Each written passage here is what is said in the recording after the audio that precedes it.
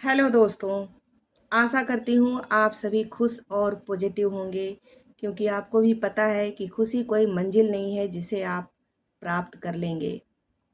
ये सिर्फ एक जीने का तरीका है जिसे आप हर दिन अपने अंदर क्रिएट करते हैं। तो चलिए अब आज की टॉपिक पे बात करते हैं कि लोग रिलेशनशिप में ओवर थिंक क्यों करते हैं। क्या आपने कभी नोटिस किया है कि रिलेशनशिप में ओवर थिंकिंग इंसान के मेंटल पीस को छीन लेती है। जब कोई लेट से रिप्लाई आता है और हमारा दिमाग सवालों से भर जाता है, क्या वो बदल चुका है, क्या उसे अब मेरी परवाह नहीं, या फिर अब मैं एनफ नहीं। और धीरे धीरे सच्चाई में जीने के बजाय हम डर में जीने लगते हैं। लेकिन सवाल ये है कि लोग रिलेशनशिप में ओवर थिंकिंग क्यों करते हैं। सबसे बड़ा कारण है इमोशनल इनसिक्योरिटी। जब किसी इंसान को खोने का डर होता है तो उसका दिमाग हर छोटी बात में डेंजर ढूंढने लगता है। यदि किसी ने अपने जीवन में हार्ट ब्रेक, बिट्रेयल या फिर इमोशनल पेन को महसूस किया है तो सामने वाले इंसान पर आसानी से भरोसा नहीं कर पाता, क्योंकि उसका दिल अलर्ट पे रहता है और इसी डर के वजह से ओवर थिंकिंग बढ़ने लगती है। लेकिन ओवर थिंकिंग सिर्फ पास्ट पेन के कारण नहीं होती। कई बार ये करंट रिलेशनशिप में भी होता है।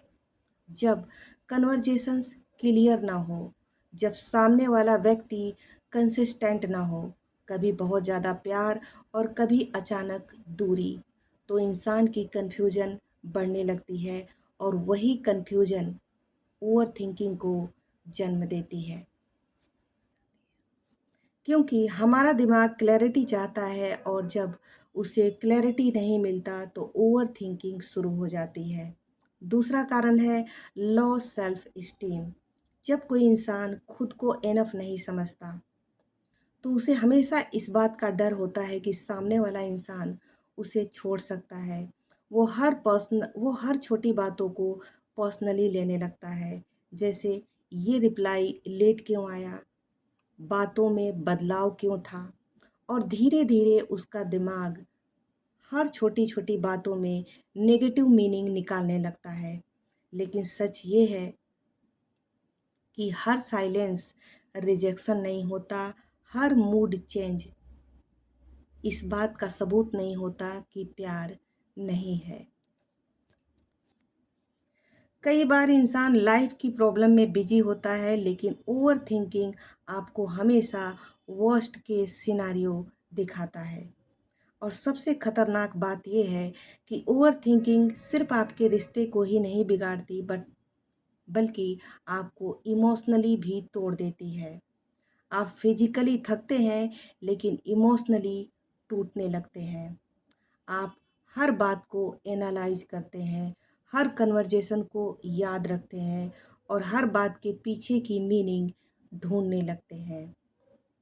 और इसी वजह से आप उस रिश्ते को जीने के बजाय, उसे एंजॉय करने के बजाय डर में जीने लगते हैं। तो इसका सल्यूशन क्या है? जो भी आपके दिमाग में विचार चल रहा है उसे रेस्पेक्टफुली बताएं, क्योंकि कई बार सिर्फ एक ऑनेस्ट कन्वर्जेशन से मिसअंडरस्टैंडिंग ख़त्म हो सकती है।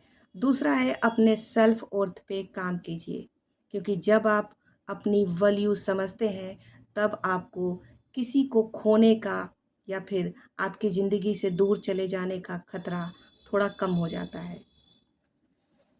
और सबसे ज़रूरी बात, अपने हर थॉट पर भरोसा मत कीजिए, क्योंकि ओवर थिंकिंग हमेशा आपको ट्रस्ट नहीं देती।